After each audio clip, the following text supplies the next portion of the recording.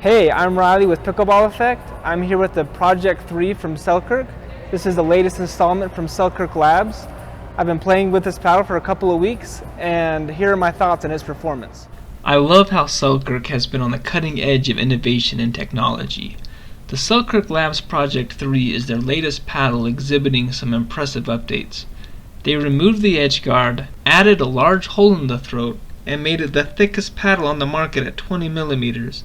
This paddle also has a gritty surface that gives it excellent spin ratings.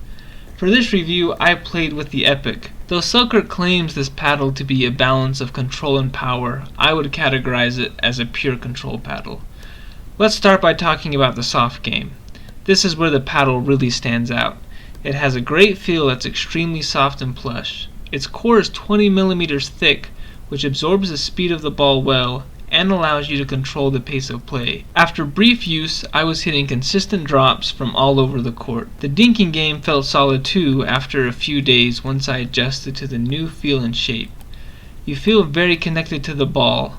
My soft game got an uplift in consistency as a result. Along with its great feel, it played very forgiving and allowed me to stay in points longer. This is a nice advantage that the paddle gives you.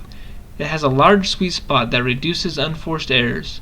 I think this paddle might be more forgiving than Selkirk's Vanguard 2.0 paddles, which is saying something. The only downside to the soft game was that the paddle had a tendency to twist in your hands when blocking hard-hit drives or when you caught a ball towards the edge of the paddle on big swings. I added some lead tape to the throat of the paddle, and that helped a lot. Luckily, the paddle is light out of the box at only 7.6 ounces. So adding extra weight didn't make the paddle too heavy, though it did slow it down a little. When it comes to attacking, the Project 3 does not generate much power.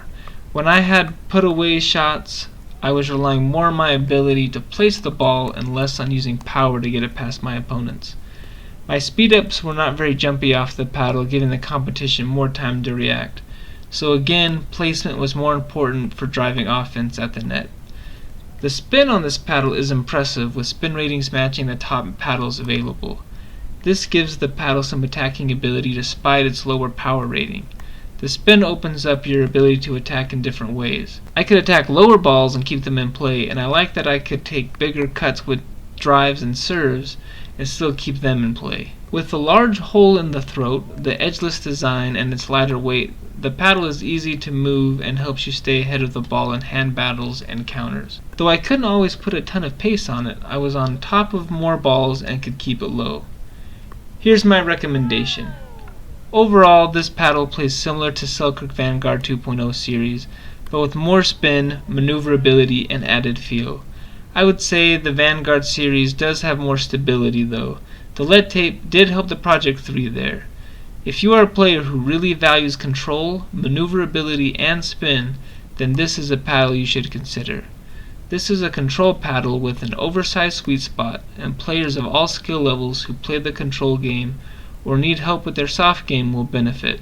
If you play with an aggressive serve and like to drive the ball, you will like the spin of this paddle, but you won't like the weaker power rating. If you're looking for more power or even a blend of power and control, then I would look elsewhere. This is a great paddle for those who rely on or need help with placement and finesse. That's everything I have for you. Thanks for watching. I hope it helped.